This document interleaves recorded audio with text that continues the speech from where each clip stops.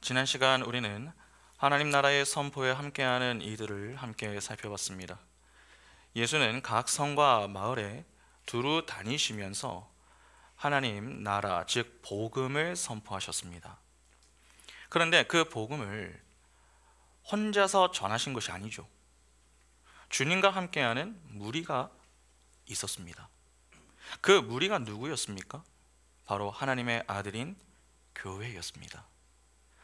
누가는 예수의 12제자와 몇몇 여인들을 소개했습니다. 먼저 12제자가 함께했다 하는 것은 단지 예수의 최측근이었다 하는 것을 보여주는 그러한 내용이 아니라 숫자 12가 담고 있는 의미를 강조하는 것이다, 그렇게 말씀을 드렸습니다. 여러분, 숫자 12는 아들의 숫자입니다. 그러면 예수의 제자는 곧 예수의 아들이라는 말 아닙니까? 여러분, 예수는 하나님의 유일한 아들이십니다. 그래서 그분도 하나님이십니다. 그러면 하나님의 유일한 아들이 예수인데 그 예수 안에서 태어나는 존재가 누굽니까? 교회입니다.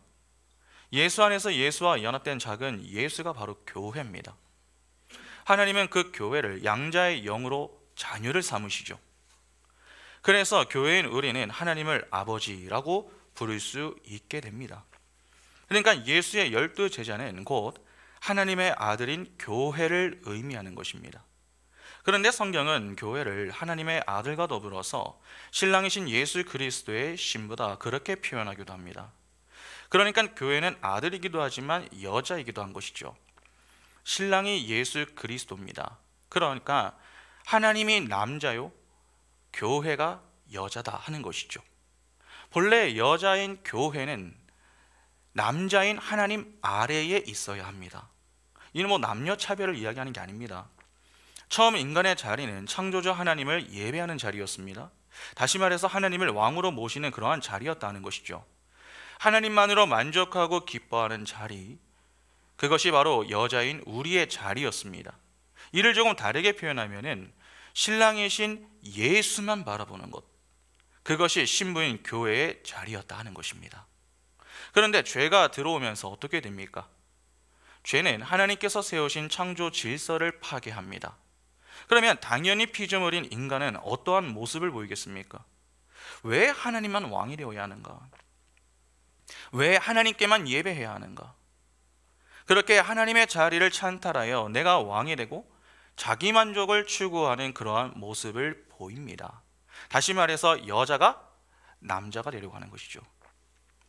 그렇게 죄로 인해 생겨난 간음은 결혼의 왜곡을 불러왔고, 그렇게 불순종의 자리에 선 자들, 즉 남자가 된 죄인들의 인생은 어떠합니까? 공허합니다. 하나님 없이도 잘 살 수 있음을 증명해 보이기 위해서 문명과 문화 등 이 땅의 유토피아를 구축해 보려고 애를 씁니다. 그러나 서로 노력을 해도 행복하지가 않습니다.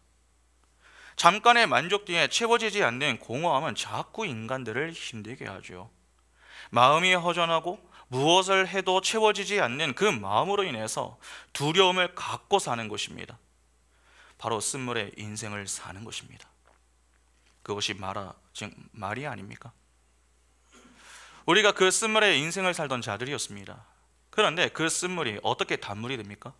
나무가 던져짐으로 단물이 됩니다. 바로 예수의 십자가가 던져짐으로 바뀌는 것입니다. 그러니까 예수의 십자가 은혜와 사랑으로 쓴물이었던 이 마라가 기쁨의 마리아가 되는 것이죠. 그렇게 예수의 은혜 아래 예수와 연합되는 마리아, 즉 여자가 교회 아닙니까? 그래서 하나님 나라를 선포하는 일에 함께했던 이들의 속에 마리아의 이름이 나오는 것이며 여인들에 관한 이야기들로 가득한 것입니다. 그러면 하나님의 은혜가 어떤 은혜인가 하는 것을 아는 자, 즉 쓴물의 자리에서 단물의 자리로 옮겨온 자들은 어떻게 살겠습니까? 달리 말해서 남자가 아닌 여자가 되어 신랑이신 예수 그리스도와 함께하는 신부는 어떻게 지내겠느냐 하는 것입니다. 신랑만 바라봅니다. 신랑이 신부에게 바라는 것은요, 딱 하나입니다. 신부가 신랑인 자신만을 바라보는 것이죠. 신랑의 관심은 신부에게 있습니다. 그러면 신부는 신랑과 함께 할 때에 무엇만 하면 됩니까? 온전히 자신을 신랑에게 내어주면 되는 것입니다. 그것이 복음을 선포하는 여인들의 모습에서는 어떻게 나타난 것입니까? 자신의 소유로 섬기는 형태로 나타난 것입니다. 단지 돈이 많아서 섬기는 게 아닙니다. 그 일에 자기 자신을 바치면서 마음을 모으는 것이죠. 죄인은 자신의 것을 비워 남을 섬기지 못합니다. 섬긴다고 해도 그것은 자신을 위한 것이지 남을 위한 것은 아닙니다. 가끔 우리 주변에 지역사회를 섬기면서 봉사하고 구제하는 그런 분들이 있지 않습니까? 교회를 다니는 분들보다 더 잘하시는 분들이 많습니다. 그런 분들을 볼 때면 종종 우리보다 낫다, 그러한 마음이 들기도 하죠. 맞습니다. 그러한 마음이 들 수 있습니다. 그러나 한 가지 분명하게 아셔야 할 게 있습니다. 하나님을 모르는 이들의 선행은요, 결국 자기 만족을 위한 것입니다. 아무리 좋게 포장을 하려고 해도 그것은 자기 의 챙기기 놀이에 지나지 않습니다. 그런 자들은 복음을 전하는 그 자리에 함께하며 흉내는 낼 수 있습니다. 그러나 함께한다고 해서 함께 복음을 선포하며 사는 것은 아닙니다. 복음을 선포한다는 것은 복음을 전하는 내가 드러나는 것이 아니라 복음을 전하는 자를 통해서 누가 드러나는 것입니까? 하나님이 드러나는 것입니다. 그런데 내가 드러나고 싶은 그 마음 때문에 그 자리에 함께한다면 그는 복음을 선포했다 그렇게 볼 수 있겠습니까? 아니, 그 자리에 함께한다 그렇게 볼 수 있겠습니까? 정확하게 말하면 그렇게 볼 수 없습니다. 그러니까 하나님 나라를 선포하는 일에 예수와 함께하는 이들은 오직 하나님의 아들인 교회밖에 없는 것입니다. 교회만이 하나님의 나라를 선포할 수 있습니다. 그러면 궁금함이 생기죠. 왜 교회만이 하나님의 나라를 선포할 수 있는 것입니까? 결론부터 말씀을 드리면 교회만이 하나님의 나라를 이해할 수 있기 때문에 그렇습니다. 그래서 하나님 나라를 선포하는 일에 예수와 함께하는 자들에 관한 이야기 뒤에 나오는 것이 비유 이야기입니다. 오늘 본문은 그 유명한 씨 뿌리는 자의 비유입니다. 일단 본문을 한번 보겠습니다. 누가복음 8장 4절부터 10절을 보시면은 각 동네 사람들이 예수께로 나와 큰 무리를 이루니 예수께서 비유로 말씀하시되 씨를 뿌리는 자가 그 씨를 뿌리러 나가서 뿌릴새 덜어는 길가에 떨어짐에 밟히며 공중의 새들이 먹어버렸고 덜어는 바위 위에 떨어짐에 싹이 났다가 습기가 없으므로 말랐고 덜어는 가시떨기 속에 떨어짐에 가시가 함께 자라서 기운을 막았고 덜어는 좋은 땅에 떨어짐에 나서 100배의 결실을 하였느니라. 이 말씀을 하시고 외치시되 들을 귀 있는 자는 들을지어다. 제자들이 이 비유의 뜻을 물으니 이르시되 하나님 나라의 비밀을 아는 것이 너희에게는 허락되었으나 다른 사람에게는 비유로 하나니 이는 그들로 보아도 보지 못하고 들어도 깨닫지 못하게 하려 함이라.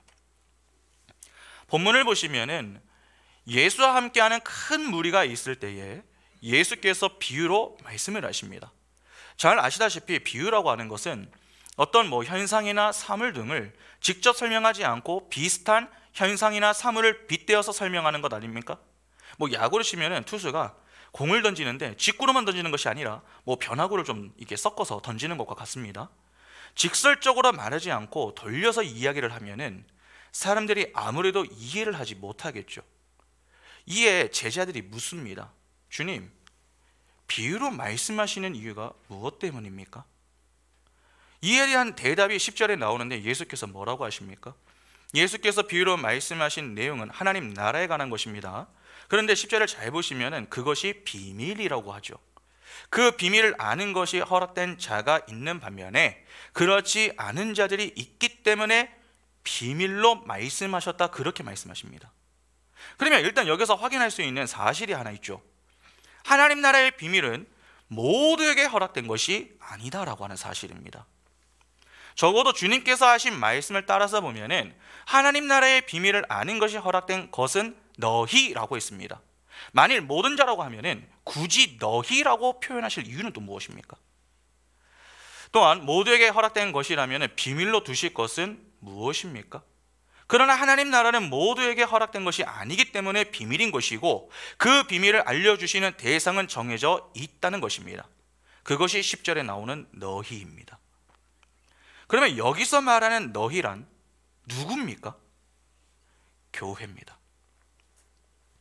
오늘은 씨 뿌리는 자의 비유에 관한 내용에 앞서서 왜 주님께서 비유로 말씀하시는지, 하나님 나라의 비밀이 무엇이며 그것을 교회에게만 가르쳐 주시는 그 이유에 대해서 먼저 살펴보고 다음 주부터 본격적으로 비유의 내용을 좀 보도록 하겠습니다.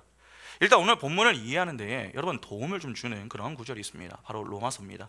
로마서 1장 19절 보시면, 이는 하나님을 알만한 것이 그들 속에 보임이라 하나님께서 이를 그들에게 보이셨느니라. 하나님은 하나님을 알만한 것을 누구에게만 보이십니까? 택한 백성에게만 보이십니다. 그들. 이는 반대로 이야기하면 불신자들에게는 감추신다는 말이죠. 10절을 다시 한번 보시기 바랍니다. 여러분 10절을 오늘 잘 보시면은 하나님은 택한 백성들 외에 다른 이들에게는 하나님을 계시하지 않으신다라고 하는 것을 분명하게 밝히고 계십니다. 오히려 눈과 귀를 막아버리십니다.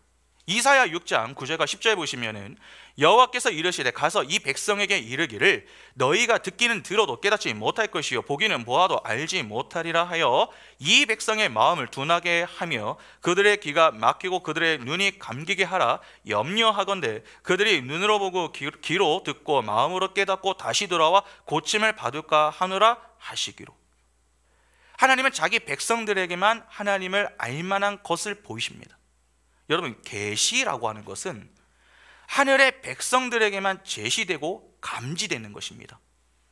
계시라고 하는 단어 자체가 불신자들에게는 해당되지 않습니다. 물론 자연과 만물에 하나님의 능력과 신성이 나타나 있는 것은 분명합니다. 그러나 그것을 감지할 수 있는 이는 소수의 무리밖에 없습니다. 그 소수의 무리가 교회입니다. 아까 본 로마서에서 하나님은 알만한 것이 그들 속에 보였다라고 했습니다. 여기서의 그들은 멸망받아 죽어야 할 자들이 아니라 그 무리 가운데 속해 있는 성도들을 가리키는 말입니다. 그리고 보이셨다라고 번역이 된 헬라어 동사 파네로우는 과거 시제입니다. 보이지 않는 하나님을 알만한 것이 그들에게 이미 주어졌다 하는 의미입니다. 이는 명백하게 선언하다 또는 선포하다라고 하는 뜻입니다. 그리고 알만한이라고 번역이 된 형용사도 잘 알려진이라고 하는 뜻입니다. 이미 보이지 않는 하나님이 어떤 무리에게 알려졌다라고 하는 것이죠. 여기서 말하는 그 어떤 무리가 누구겠습니까? 교회인 것입니다. 그러니까 성도 외에 다른 이들에게는 해당이 되지 않는 것입니다. 그러면 하나님을 알만한 그 어떤 것이 무엇입니까? 성도들에게 주어진 보이지 않는 하나님의 계시하는 어떤 것, 그것은 예수 그리스도입니다. 성경은 곳곳에서 하나님의 비밀이 예수 그리스도다 그렇게 교훈합니다. 에베소서 3장 2절부터 6절 보시면은 너희를 위하여 내게 주신 하나님의 그 은혜의 경륜을 너희가 들었을 터이요 곧 계시로 내게 비밀을 알게 하신 것은 내가 먼저 간단히 거룩한가 같으니 그것을 읽으면 내가 그리스도의 비밀을 깨달은 것을 너희가 알 수 있으리라. 이제 그의 거룩한 사도들과 선지자들에게 성령으로 나타내신 것 같이 다른 세대에서는 사람의 아들들에게 알리지 아니하셨으니 이는 이방인들의 복음으로 말미암아 그리스도 예수 안에서 함께 상속자가 되고 함께 지체가 되고 함께 약속에 참여하는 자가 됨이라. 골로새서 1장 26절과 27절에 이 비밀은 만세와 만대로부터 감추어졌던 것인데 이제는 그의 성도들에게 나타났고 하나님이 그들로 하여금 이 비밀의 영광이 이방인 가운데 얼마나 풍성한지를 알게 하려 하심이라. 이 비밀은 너희 안에 계신 그리스도시니 곧 영광의 소망이니라. 골로새서 2장 2절에 이는 그들로 마음의 위안을 받고 사랑 안에서 연합하여 확실한 이해의 모든 풍성함과 하나님의 비밀인 그리스도를 깨닫게 하려 함이니. 방금 읽은 모든 구절들을 보면은 전부 하늘의 비밀을 두고서 예수 그리스도다 그렇게 이야기합니다. 예수는 공생의 시절에 스스로를 가리켜서 이렇게 표현하시죠. 요한복음 14장 6절부터 9절 보시면은 예수께서 이르시되 내가 곧 길이요 진리요 생명이니 나로 말미암지 않고는 아버지께로 올 자가 없느니라. 너희가 나를 알았더라면 내 아버지도 알았으리로다. 이제부터는 너희가 그를 알았고 또 보았느니라. 빌립이 이르되 주여 아버지를 우리에게 보여주옵소서. 그리하면 족하겠나이다.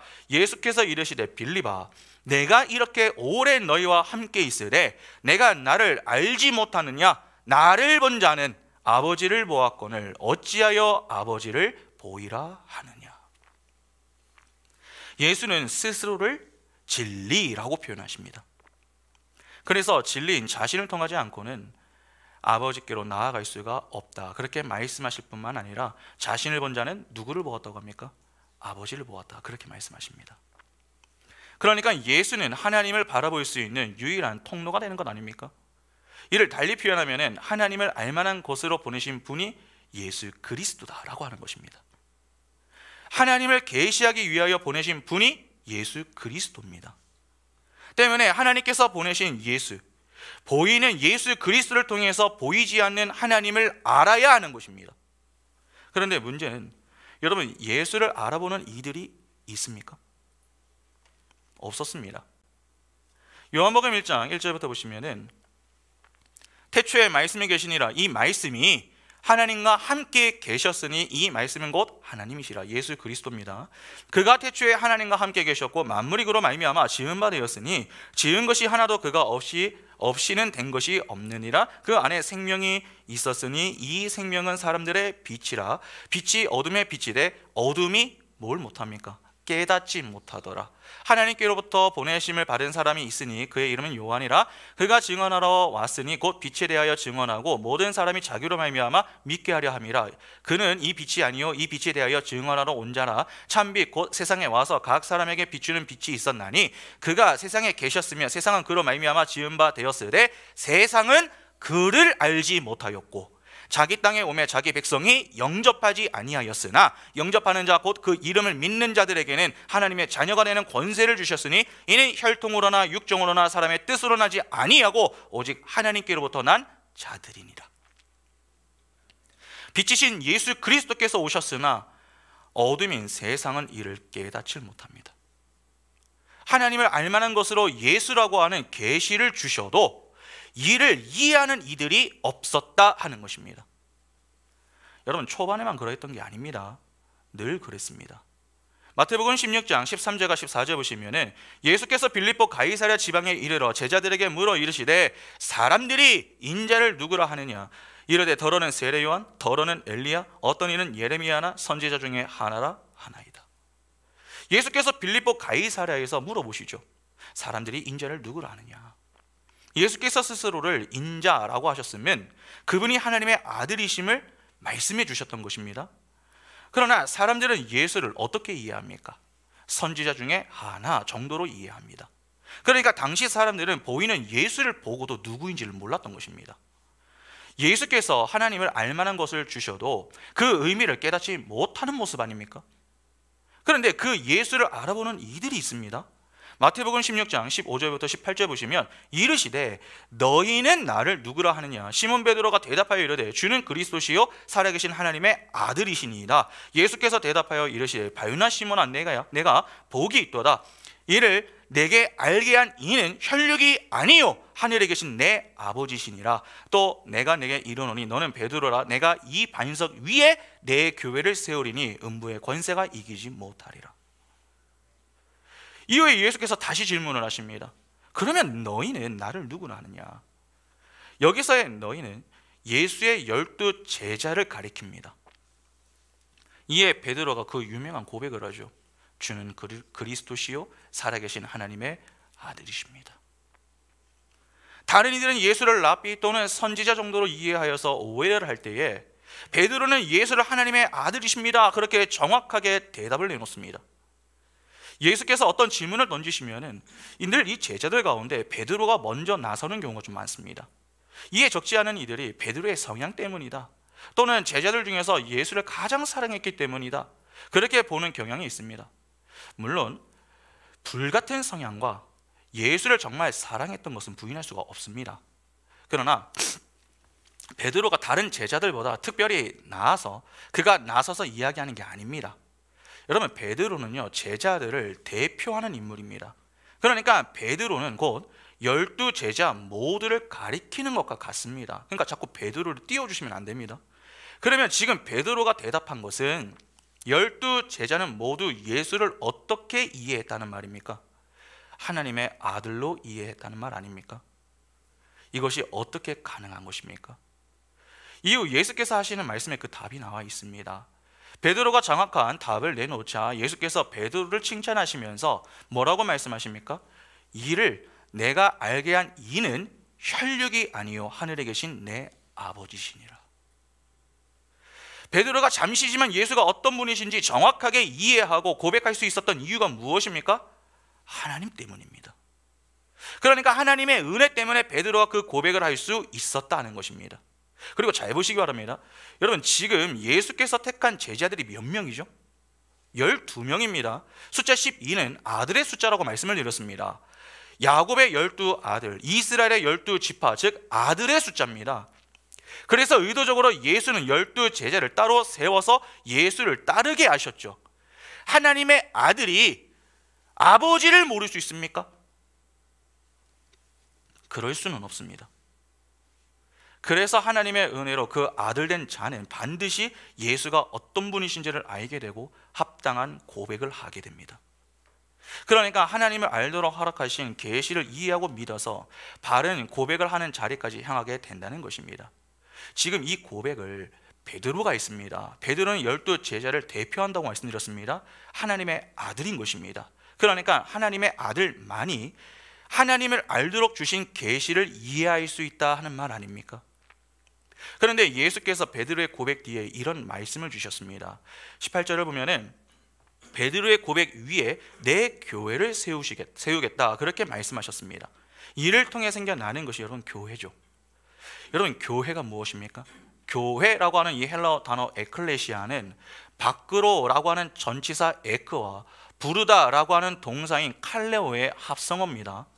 그러니까 어디에서부터 밖으로 부름을 받은 자들이 무엇이 되는 것입니까? 교회가 되는 것입니다. 그러면 어디에서 부름을 받는 것입니까? 에베소서 2장 1절부터 3절 보시면은 그는 허물과 죄로 죽었던 너희를 살리셨도다. 그때에 너희는 그 가운데에서 행하여 이 세상 풍조를 따르고 공중의 권세 잡은 자를 따랐으니 곧 지금 불순종의 아들들 가운데에서 역사하는 영이라. 전에는 우리도 다 그 가운데에서 우리 육체의 욕심을 따라 지내며 육체와 마음에 원하는 것을 하여 다른 이들과 같이 본질상 진노의 자녀이었더니. 여기 보면은 바울이 부름을 받기 전 교회가 어떠했다라고 합니까? 다른 이들과 같이 본질상 진노의 자녀였다라고 합니다. 교회가 하나님의 자녀란 사실은 다 아는 것입니다. 이는 구원을 받은 이후 아닙니까? 그 전은 하나님의 자녀가 아닌 다른 자녀였습니다. 바울은 이를 본질상 진노의 자녀라고 표현한 것입니다. 왜 진노의 자녀입니까? 하나님의 아니면은 전부 사단 안에 있는 것입니다. 사단의 다스림을 받는 자리, 마귀가 있는 곳에서 발생하는 것이 죄 아닙니까? 기본적으로 하나님은 죄를 미워하십니다. 그 죄로 인해 하나님의 진노가 주어집니다. 그러니까 사단 안에서 사단과 연합하여 사는 자들은 모두 진노의 자녀가 되는 것입니다. 죄의 삭은 사망입니다. 생명을 상실한 생명 없음의 상태인 것이죠. 그래서 아까 읽은 1절을 보시면은 허물과 죄로 죽었다 그렇게 이야기하는 것입니다. 그 죽었던 자리에서 부름을 받아 생명 있음의 상태가 되는 것, 그것이 바로 교회인 것입니다. 그러니까 본래 우리 역시 죽은 자리에 있었던 자들이었으나 하나님의 일방적인 은혜로 산 자가 된 것입니다. 바울이 1절에서 우리를 살리셨다라고 하지 않았습니까? 하나님이 가지고 계신 생명력으로 영적 존재가 되어 생영이 된 것입니다. 하나님과 연합이 가능한 자가 되었다 하는 것입니다. 그렇게 하나님은 우리를 죄에서 건져내십니다. 그런데 그냥 건져내신 정도에서 그친 것이 아니라 아예 자녀로 삼아버리시죠. 하나님을 아버지라고 부를 수 있게 하셨다는 것입니다. 예수 안에서 예수와 연합된 자, 즉 작은 예수가 된 것입니다. 그래서 교회를 이야기할 때에 교회의 머리는 예수이고 교회는 그분의 몸이라 그렇게 표현하는 것 아닙니까? 구원을 받아 자녀가 되면은 하나님의 전이 됩니다. 하나님이 거하는 저소가 되는 것이죠. 그래서 우리를 성전이라고 말하는 것 아닙니까? 고린도전서 6장 17절부터 20절 보시면 주와 합하는 자는 한 영이니라. 음행을 피하라. 사람이 범하는 죄마다 몸 밖에 있거니와 음행하는 자는 자기 몸의 죄를 범하느니라. 너희 몸은 너희가 하나님께로부터 받은 바 너희 가운데 계신 성령의 전인 줄을 알지 못하느냐? 너희는 너희 자신의 것이 아니라 값으로 산 것이 되었으니 그런즉 너희 몸으로 하나님께 영광을 돌리라. 성령의 전입니다. 하나님이 계신 곳이 하나님의 나라입니다. 아까 예수께서 베드로를 칭찬하시면서 그가 정확한 답을 할 수 있는 그 이유에 대해서 예수께서 뭐라고 말씀하셨죠? 하늘에 계신 내 아버지 때문이다, 그렇게 말씀하셨습니다. 그 아버지가 거하시는 곳이 하늘입니다. 그러면 예수와 연합한 존재가 하늘이 되는 것 아닙니까? 본래는 하늘에 계신 내 아버지가 맞습니다. 예수님만이 그 하나님을 아버지라고 부를 수 있으니까요. 하나님을 아버지라고 부를 수 있는 존재가 예수밖에 없습니다. 예수는 하나님의 유일한 아들 독생자입니다. 진짜 아들은 예수 그리스도 한 분밖에 없습니다. 그래서 내 아버지가 맞습니다. 그러나 그 예수 안에서 탄생하게 되는 자들이 교회입니다. 예수는 베드로의 고백 위에 교회를 세우시겠다, 그렇게 약속하셨습니다. 이는 예수 안에서 베드로의 고백을 하는 교회의 탄생을 예고하신 것입니다. 여러분, 교회는 작은 예수입니다. 그런데 그 작은 예수는요, 한 명이 아닙니다. 창세기 15장 5절 보시면은 그를 이끌고 밖으로 나가 이르시되 하늘을 우러러 무뼈를 셀 수 있나 보라. 또 그에게 이르시되 내 자손이 이와 같으리라. 하나님은 아브라함에게 자녀를 약속하시면서 그 자녀가 하늘에 셀 수 없는 별들과 같이 많을 것이다, 그렇게 말씀하십니다. 그러니까 예수를 통해 탄생하는 교회는 단수가 아니라 복수인 것이죠. 그러면 하늘에 계신 내 아버지가 이후 어떻게 표현이 바뀌어야 하는 것입니까? 하늘에 계신 우리 아버지로 그 표현이 바뀌어야 하는 것입니다. 그래서 우리가 주기도문을 할 때에 하늘에 계신 우리 아버지라고 고백을 하는 것입니다. 그런데 이 고백을 누가 할 수 있습니까?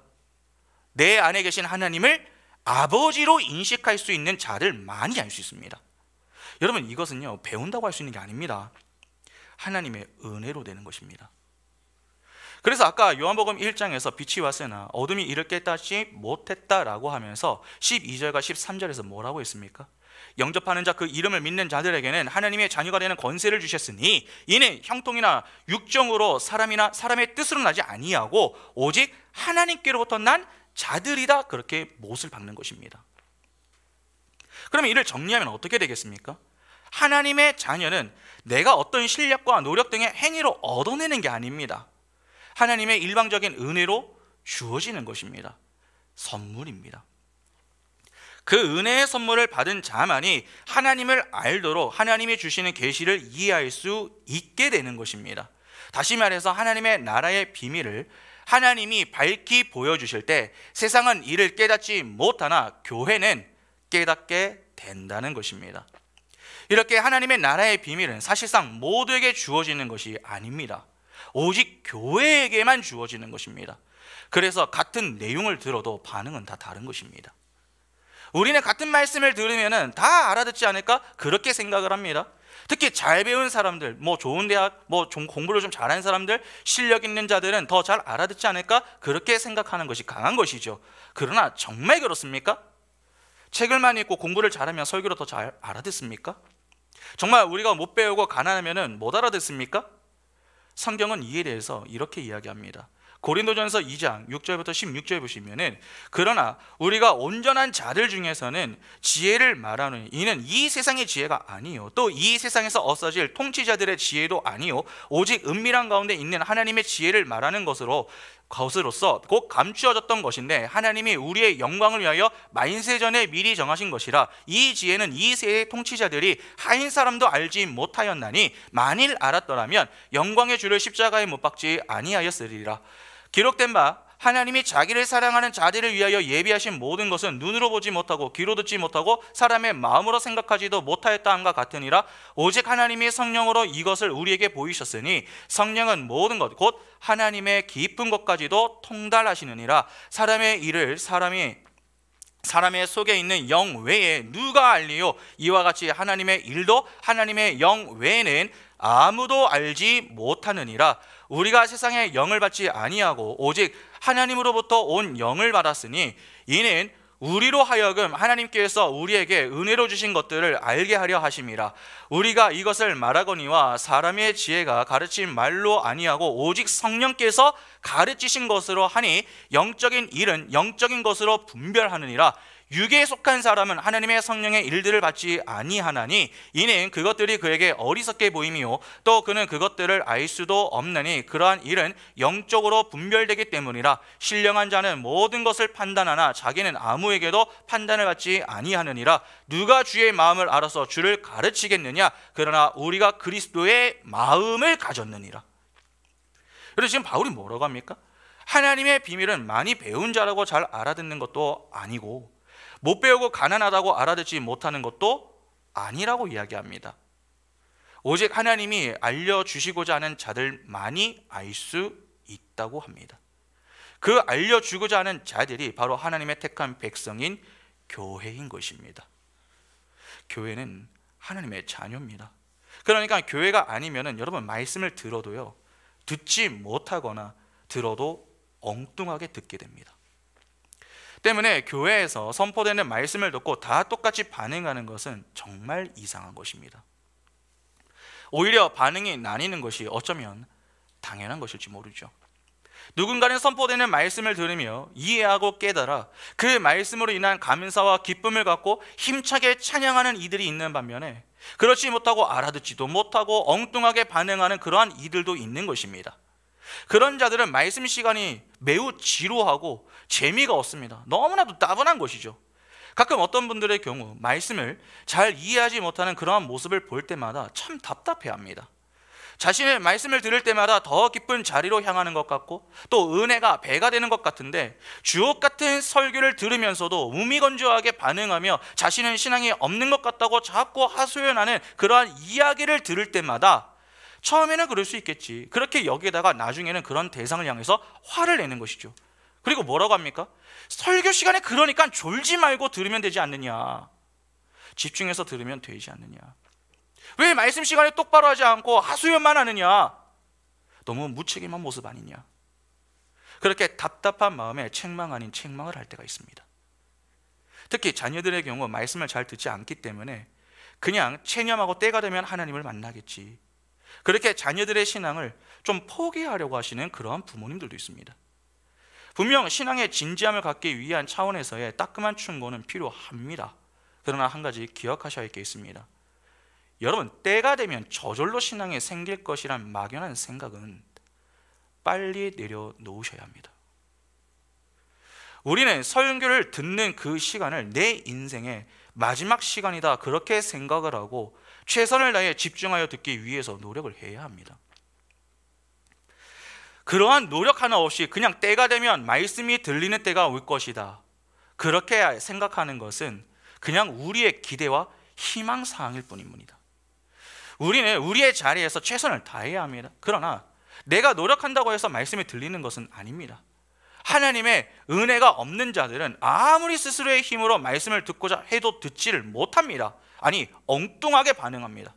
그때 깨닫는 자들은 말씀을 깨닫지 못하는 이들을 보면서 함부로 손가락질을 하고 평가하며 비판하기 이전에 그들을 통해서 자기 자신을 바라볼 수 있어야 하는 것입니다.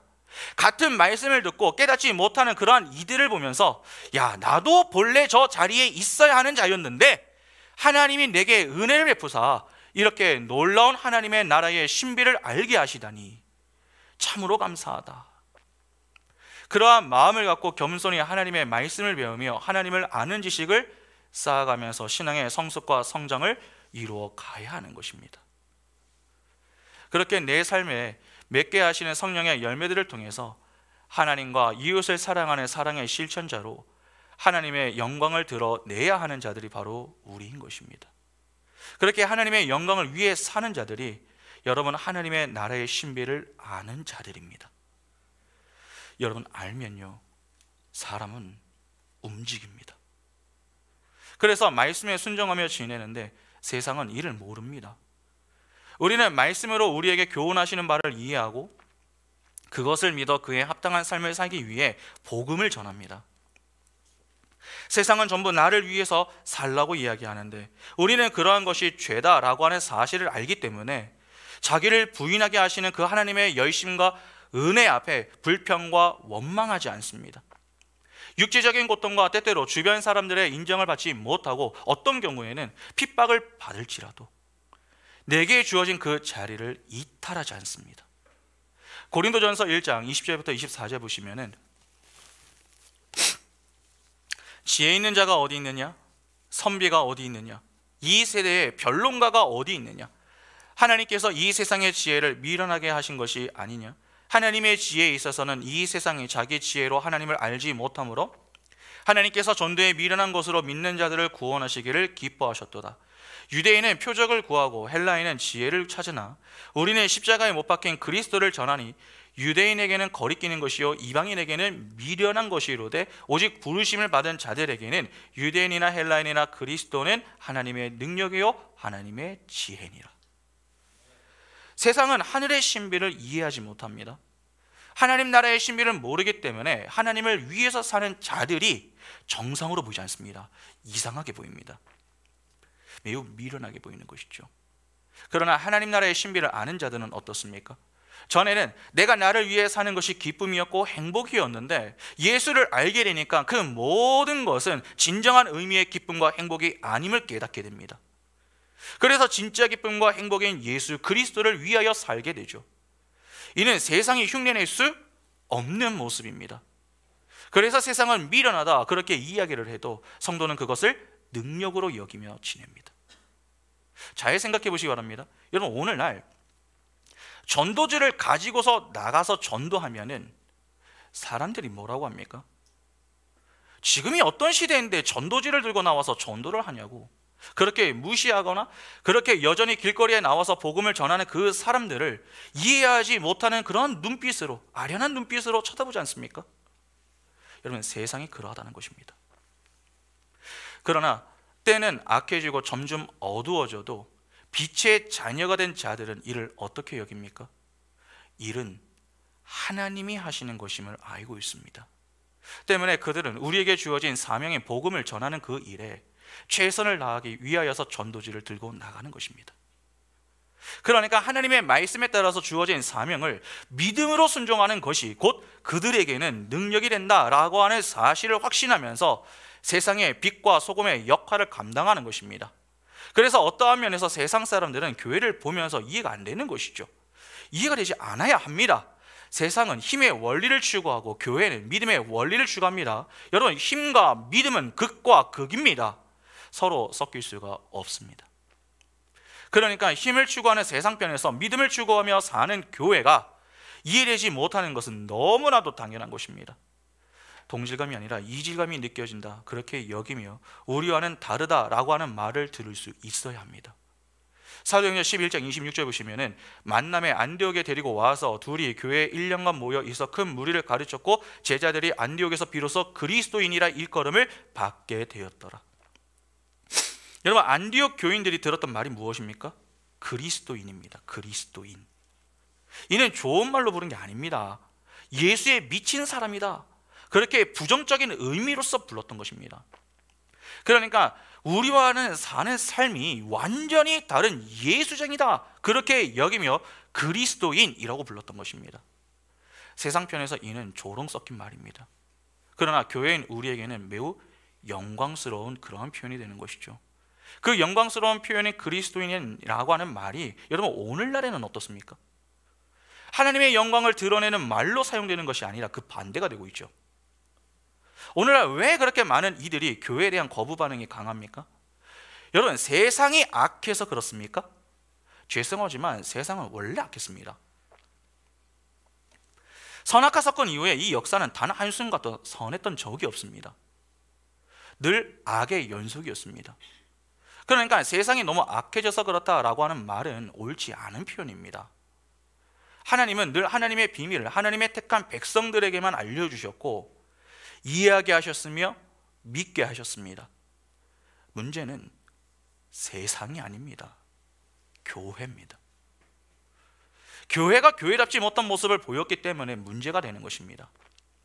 여전히 세상은 교회에 대한 관심을 가지고 있습니다. 관심을 가지고 있기 때문에 그렇게 자꾸 비난을 하는 것이죠. 무관심하면요, 거론 자체를 하지 않습니다. 그러나 아직까지 교회에 대한 이야기를 한다 하는 것은 세상 사람들도 아는 것입니다. 교회는 세상과 다르다라고 하는 것을 말입니다. 그러면 교회는 세상과 다르다라고 하는 것을 삶으로 보일 수 있어야 하겠죠. 그런데 오늘날 현대인들을 보면 어떻습니까? 내가 교회를 몇 년 다녔다, 내가 교회에 어떤 직분을 받았다, 내가 교회에서 무엇을 맡아서 하고 있다, 그런 말들은 많이 합니다. 그러나 그런 자들이 세상에서는 엉망이죠.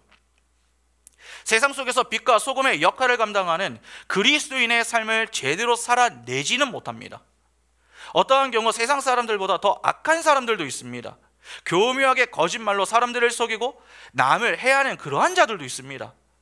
전에 한 연예인이 자신이 기독교를 멀리하게 된 그 이유에 대해서 지인들에게 이야기하는 영상을 본 적이 있습니다. 전에 자신이 다니던 한 교회의 한 권사가 자신이 연예인인 것을 알고서 교묘하게 접근하여 그랜드 피아노를 교회에 헌물하도록 했다는 것이죠. 이에 그분이 큰 돈을 들여가지고 그랜드 피아노를 헌물하고는 그 권사에게 그렇게 이야기를 했다고 합니다. 앞으로는 다시는 서로 보는 일이 없었으면 좋겠다. 절대로 자신에게 연락하지 말라고. 그리고 그 이후부터는 기독교에 반감을 갖게 되었다, 그렇게 이야기하는 내용이었습니다.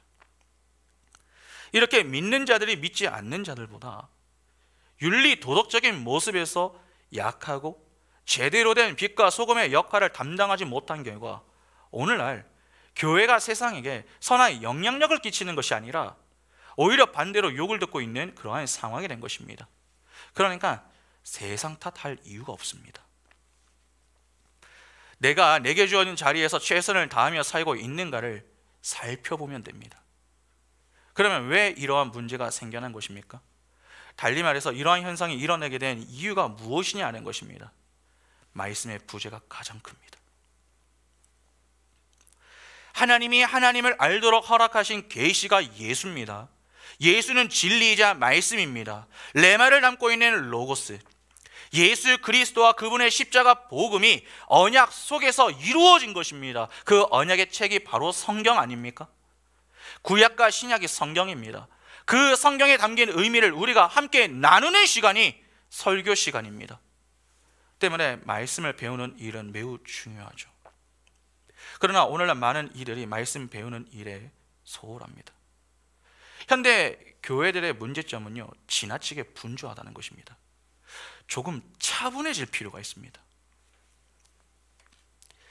말씀을 배우지 않으면 우리는 교회를 다니는 행위, 그리고 예배를 했다는 것 정도로 내가 신앙을 갖고 있다고 여길 수 있습니다. 그렇게 여기면서 지내겠죠. 또 매주 말씀을 듣기는 듣되 그냥 흉내만 냅니다. 그러나 여러분, 흉내를 내는 것은요, 분명한 한계가 있습니다. 사람은 잘 변하지 않습니다. 하나님이 붙드시는 것이 아닌 이상 잘 변하지 않습니다. 그래서 교회 안에서는 사람들이 서로에게 친절하고 환하게 웃으면서 지내지만 사회에 나가면 어떻습니까? 세상 사람들과 똑같은 모습으로 지내는 것입니다. 야고보서 2장 17절부터 26절 보시면은 이와 같이 행함이 없는 믿음은 그 자체가 죽은 것이라. 어떤 사람은 말하기를 너희 믿음이 있고 나는 행함이 있으니 행함이 없는 내 믿음을 내게 보이라. 나는 행함으로 내 믿음을 내게 보이리라 하리라. 내가 하나님은 한 분이신 줄을 믿느냐? 잘하는도다. 귀신들도 믿고 떠나느니라. 아, 허탄한 사람아, 행함이 없는 믿음이 헛것인 줄을 알고자 하느냐? 우리 조상 아브라함이 그 아들 이삭을 제단에 바칠 때에 행함으로 의롭다 하심을 받은 것이 아니냐? 내가 보거니와 믿음이 그의 행함과 함께 일하고 행함으로 믿음이 온전하게 되었느니라. 이에 성경에 이른바 아브라함이 하나님을 믿으니 이것을 의로 여기셨다는 말씀을 이루어졌고 그는 하나님의 벗이라 칭함을 받았나니 이로보건대 사람이 행함으로 의롭다 하심을 받고 믿음으로만은 아니니라. 또 이와 같이 기생 라합이 사자들을 접대하여 다른 길로 나가게 할 때에 행함으로 의롭다 하심을 받은 것이 아니냐? 영혼 없는 몸이 죽은 것 같이 행함이 없는 믿음은 죽은 것이니라. 여기 야고보는 행함이 없는 믿음을 죽은 믿음이다, 그렇게 이야기를 합니다. 행함이 없다라고 하는 말이 여러분 무슨 말입니까? 행함이 없다. 듣기만 하고 뭐 삶이 없다 하는 말입니까? 그런 말이 아닙니다. 여러분, 행함이 없는 사람은요 아무도 없습니다. 야고보가 말하는 행함은 하나님이 기뻐하시는 행함을 의미하는 것입니다. 하나님이 기뻐하시는 행함이 무엇입니까? 하나님과 이웃을 사랑하는 것입니다. 소위 성령의 열매를 맺으면서 하는 것이죠. 조금 전에 우리가 읽은 내용을 보면 야고보가 제시하는 행함은 이웃 사랑과 관련이 있습니다. 이웃 사랑은 반드시 무엇이 선행되어야 나올 수 있는 것입니까? 하나님 사랑이 선행되어야 나올 수 있는 것입니다. 하나님 사랑은 사랑이신 하나님 안에서 하나님과 연합된 상태에서 나올 수 있는 것 아닙니까? 하나님이 사랑이십니다. 그러면 그 사랑 안에 거하여 사랑이신 하나님에 의해 그 사람은 반드시 무엇을 내놓게 되는 것입니까? 사랑이라는 행함을 내놓게 되는 것입니다. 그러면 보시기 바랍니다. 사랑이라는 열매를 내놓기 위해서는 반드시 사랑이신 하나님과 함께 해야 합니다. 하나님 안에 있지 않으면 사랑이라는 열매는 나올 수가 없습니다. 그러니까 먼저는 하나님 안에 거해야 하는 것입니다. 우리가 하나님 안에 거하기 위해서는 무엇을 해야 합니까? 하나님의 말씀을 들어야 합니다. 왜 그렇습니까? 믿음은 들음에서 나기 때문입니다. 하나님의 말씀을 들어야 믿음을 갖게 된다, 그렇게 성경은 교훈하죠. 그러니까 듣지 않으면 믿음을 가질 수 없고 믿음이 없으면 행함도 없는 것입니다. 그러면 그냥 말씀이 떨어지는 곳에 나와서 가만히 앉아서 듣고만 있으면 그냥 뭐 저절로 믿음이 생깁니까? 성령의 은혜가 없으면 들어도 듣지 못합니다. 성령의 은혜가 있는 자들만이 선포되는 말씀이 들립니다. 아, 이 내용이 이런 의미이구나. 그렇게 바르게 깨닫게 되고 이해가 되며 믿어지게 되는 것입니다. 그런 자들이 하나님을 믿는 믿음을 갖고 사랑이신 하나님 안에 거하기를 더욱 힘쓰게 되는 것이죠. 그러면 하나님께서 그 인생에 하나님의 열심을 가지고 맺게 하시는 그 열매로 하나님과 이웃을 사랑하게 되는 것입니다. 그러니까 듣고 가만히 있지 못하게 되는 것이죠. 그 사랑을 흘려보내주는 축복의 통로가 되어서 사랑의 실천자가 되는 것입니다. 생명 없음의 상태는 시체의 상태 아닙니까? 에베소서는 죄와 허물로 죽었던 너희를 살렸다, 그렇게 말씀했습니다. 그러니까 죽은 것입니다. 죽은 사람은요 시체입니다. 시체가 무슨 행함을 내놓을 수 있겠습니까? 내놓고 싶어도 내놓을 수 있는 것이 하나도 없습니다. 그러나 하나님의 생명력으로 산 자가 된 자는 다릅니다. 생명을 가지고 있기 때문에 생명을 나누어 주는 자가 됩니다. 행함이 있다는 말입니다. 그 행함은 반드시 남을 살립니다. 나를 희생하여 남을 세우는 모습으로 나타납니다. 여러분, 그게 사랑입니다. 세상은 전부 남을 희생시켜 나를 세우는 쪽을 선택합니다. 죄로 인해 생겨난 지나친 자기애가 그렇게 만들어버린 것입니다. 이타가 아닙니다. 이기입니다. 그런데 그 이기의 자리에서 이타의 자리로 부름을 받은 자들은 다르게 사는 것이죠. 내가 손해를 보고 내가 조금 이 억울한 일을 조금 당해도 하나님의 영광을 위해서 이웃을 사랑하는 그러한 모습을 보입니다. 어떤 기대를 갖고 하는 게 아닙니다. 하나님의 말씀이기 때문에 하는 것입니다. 세상이 그러한 자를 이해하겠습니까? 이해하지 못합니다. 그런데 교회에서조차 이를 이해하지 못하는 것이 문제인 것이죠. 누군가는 말씀을 들을수록 점점 더 섬기는 자리로 향하고 자기를 부인하며 나를 희생하여 남을 세우기 위해서 눈물로 기도를 합니다. 그러나 누군가는 말씀을 들어도 똑같습니다. 자기의 실속만 챙기며 남을 전혀 돌보지 않습니다. 그냥 자기 자랑하기 바쁩니다. 여전히 많은 이들이 교회를 다니기만 하면 자신이 신앙이 있다고 착각합니다. 그래도 자신은 교회를 다니며 예배하기 때문에 그래도 신앙이 있다, 그렇게 여기는 것이죠. 그러나 내 몸이 교회에 있다고 해서 여러분 신앙이 있는 게 아닙니다. 내가 여기서 말씀을 듣고 있어도 내 마음은 다른 곳에 가 있을 수도 있는 것이죠. 말은 거울옥하게 포장해서 이야기할 수 있습니다. 그러나 행함은 거울옥과는 거리가 먼 거울옥하지 않는 것들로 가득할 수 있는 것입니다. 그러면 그런 자들은 어떠한 것입니까? 말씀을 듣고 있으나 듣지 못하는 자들일 수 있는 것입니다. 기억하셔야 됩니다. 행함이 없는 믿음은 하나님께 인정받지 못합니다. 그러니까 자꾸 내가 말씀을 듣고 있다라고 하는 그 차원으로 만족하고 있으면 안 되는 것입니다. 적어도 내가 말씀을 어떻게 듣고 있으며 그 말씀에 어떻게 반응하고 있는가를 돌아보셔야 됩니다. 들어도 엉뚱하게 들으면 죽은 믿음을 갖고 살 수 있는 것입니다. 하나님이 하나님의 비밀을 알려주시려고 해도 그것을 올바로 듣고 깨닫는 것이 아니라 그 반대로 들어서 잘못된 믿음을 갖고 지내다가 하나님께 책망을 받았던 이들이 누구였습니까? 바리새인과 서기관들 아니었습니까? 오늘 우리가 진짜 경계해야 할 것이 무엇인 줄 아십니까? 우리는 자꾸 말씀을 듣지 않는 것만 생각하는데 그렇지 않습니다. 말씀을 듣는데 잘못 듣는 것에 대해서도 진지하게 고민을 해야 됩니다. 오늘 보면 10절을 다시 한번 보시기 바랍니다. 누가복음 8장 10절에 이르시되 하나님 나라의 비밀을 아는 것이 너희에게는 허락되었으나 다른 사람에게는 비유로 하나니 이는 그들로 보아도 보지 못하고 들어도 깨닫지 못하게 하려 함이라. 여기 보면 주님께서 하나님 나라의 비밀이 너희에게는 허락이 되었습니다. 다른 사람들에게는 비유로 하나니 이는 그들로 보아도 보지 못하고 들어도 깨닫지 못하게 한다라고 말씀을 하십니다. 여러분, 이 내용이 지금 누구에게 주어지는 것입니까? 4절을 보면 예수께서 어떤 상황 가운데서 비유로 말씀하신 것이죠? 각 동네의 사람들이 예수께 나와서 큰 무리를 이루셨을 때에 하신 말씀입니다. 그때의 비유로 말씀하시며 10절의 내용을 언급하신 것이죠. 여러분, 이게 매우 중요합니다.